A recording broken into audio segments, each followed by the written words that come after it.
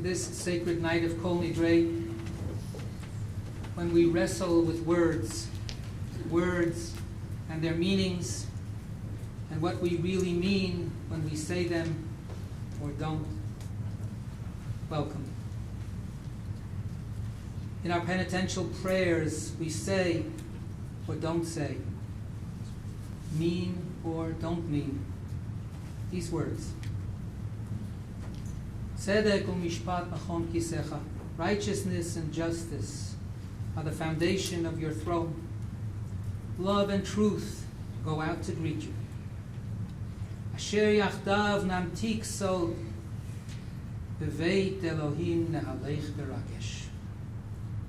So let us together join in sweet closeness, walking together in the house of the Almighty, walking together with feeling.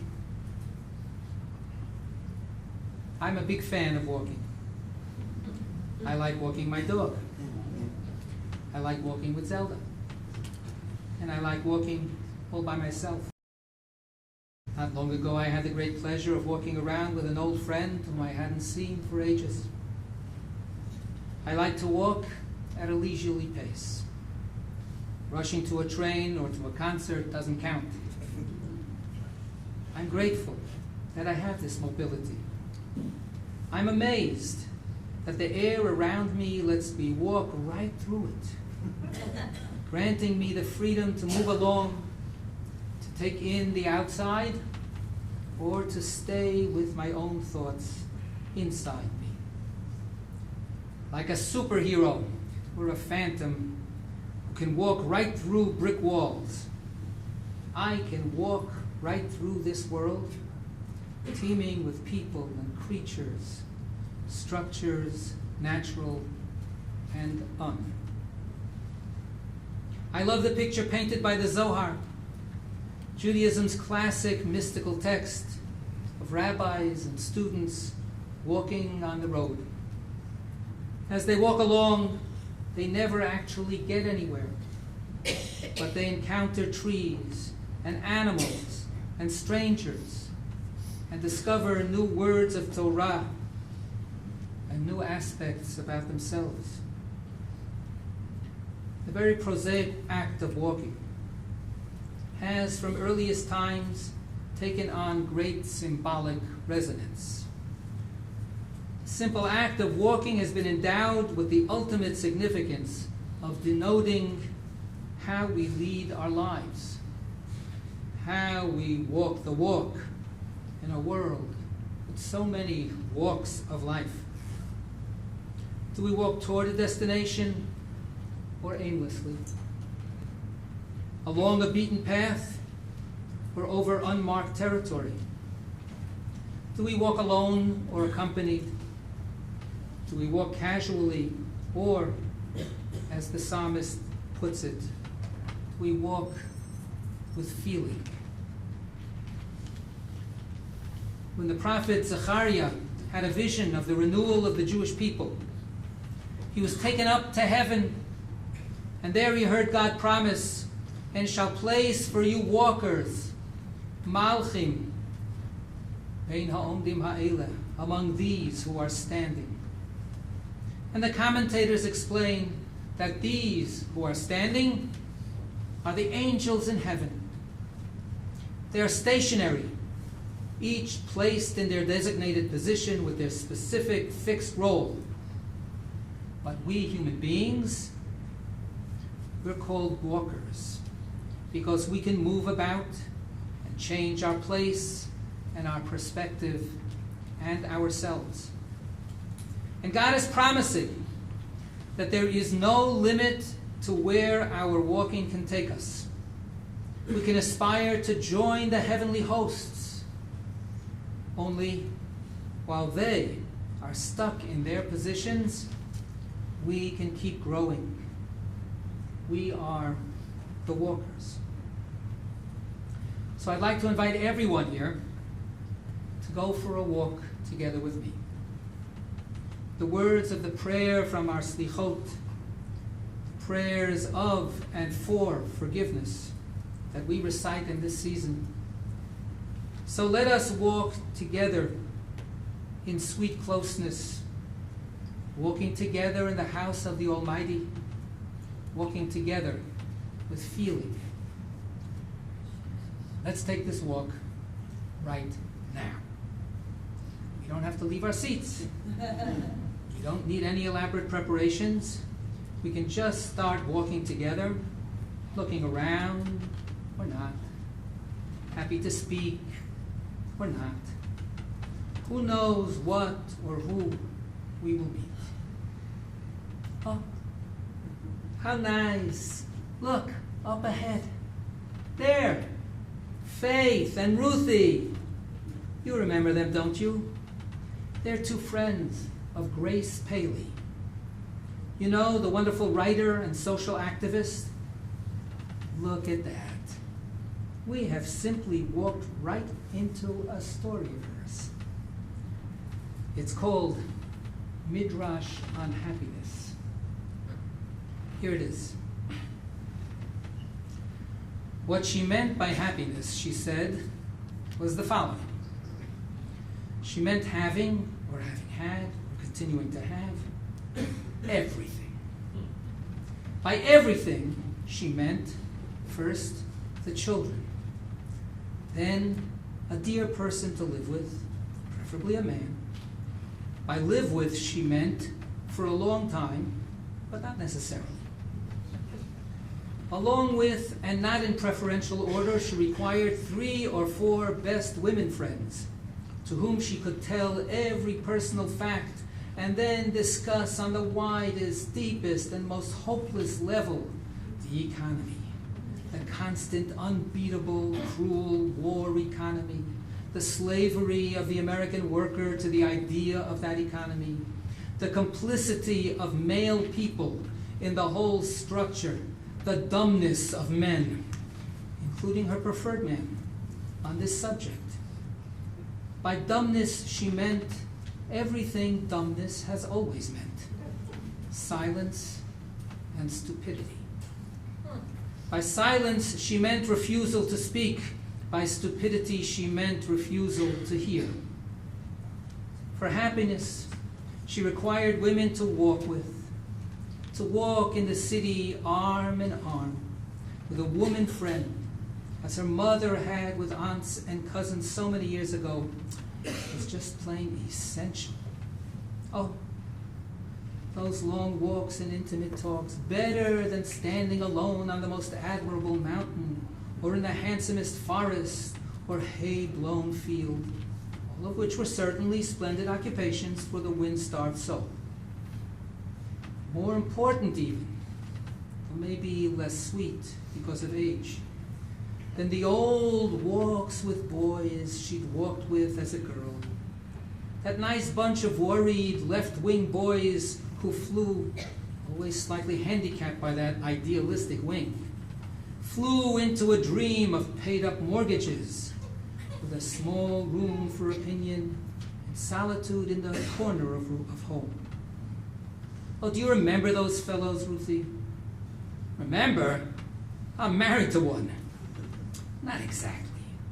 Okay, so it's a union co-op we moved into. But she had, Faith continued, democratically tried walking in the beloved city with a man, but the effort had failed, since from about that age, 27 or 28, he had felt an obligation, if a young woman passed, to turn abstractedly away in the middle of the most personal conversation, or even to say confidentially, "Wasn't she something?" Or clasping his plaid shirt at the heart's level, "Oh my God." The purpose of this, perhaps, to work a nice, quiet appreciation into thunderous heartbeat, as he had been taught on pain of sexual death. For happiness, she also required work to do in this world and bread on the table. By work to do, she included the important work of raising children righteously up. By righteously, she meant that along with being useful and speaking truth to the community, they must do no harm. By harm, she meant not only personal injury to the friend, the lover, the co-worker, the parent, the city, the nation, but also the stranger. She meant particularly the stranger in all her or his difference, who, because we were strangers in Egypt, deserve special goodness for life, or at least until the end of the strangeness. By bread on the table, she meant no metaphor, but truly bread, as her father had ended every single meal with a hunk of bread. By hunk, she was describing one of the attributes of good bread. Suddenly, she felt she had left out a couple of things. Love. Oh yes, she said, for she was talking all this time to patient Ruth, and they were walking for some reason in a neighborhood where she didn't know the children, the pizza places, or the vegetable markets. It was early evening, and she could see lovers walking along Riverside Park with their arms around one another, turning away from the sun, which now sets among the new apartment houses of New Jersey, to kiss. Oh, I forgot, she said.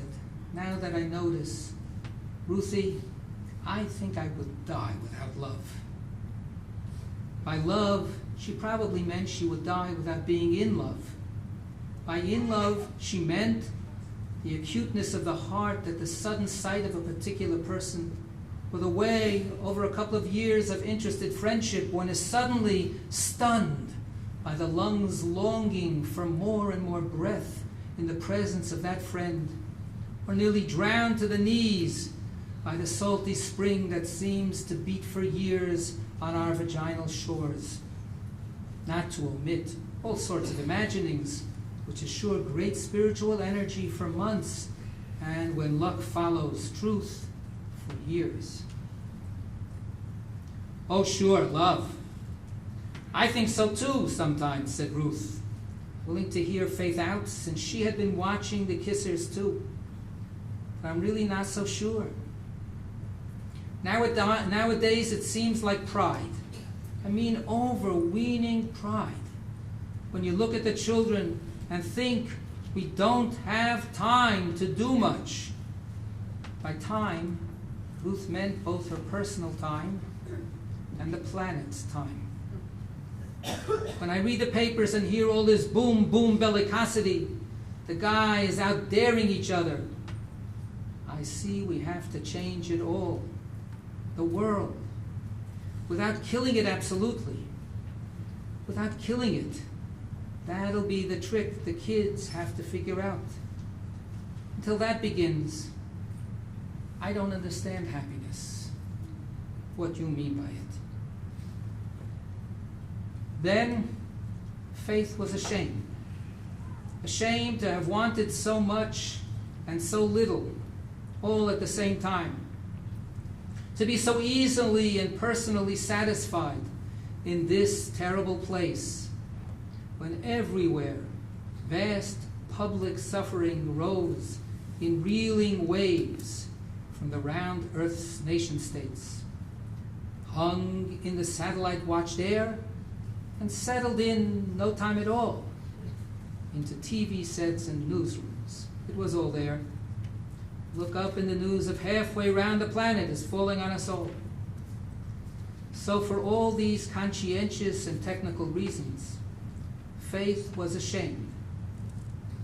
It was clear that happiness could not be worthwhile with so much conversation and so little revolutionary change. Of course, Faith said, I know all that. I do. But sometimes, walking with a friend, I forget the world. Well, we have to turn around now at this corner. So long, Faith. Bye, Ruthie. I like those two.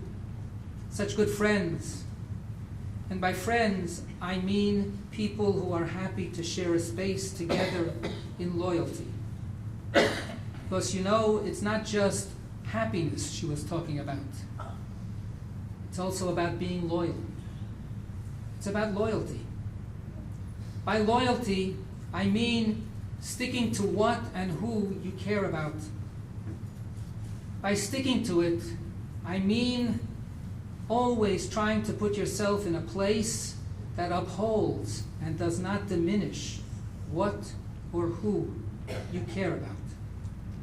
By caring about someone or something, I mean considering when you act or speak what that other person or that other cause needs and doing your share to fill that need. By need, I mean the need to feel the connection and the need to feel worthy of being stuck to. By connection, I mean, for starters, the sense that you are not all there is. That there is more, a whole world that needs to be stuck to. I mean humility. By humility, I mean a readiness to be loyal to the right things. I mean a humble loyalty. I mean a loyalty that doesn't just want to create a sense of us versus them, but a sense of being there for those who are ready to care. To care not just for me, that wouldn't be humble, but to care for everyone who wants to be humbly loyal. To walk with friends in humble loyalty, that would make me happy. Oh my, we're here already. Thanks for walking with me. Let's do it again sometime. It's such a pleasure to just walk along together, to walk together in feeling, so that together we can remind each other not to forget the world. Shana Tova.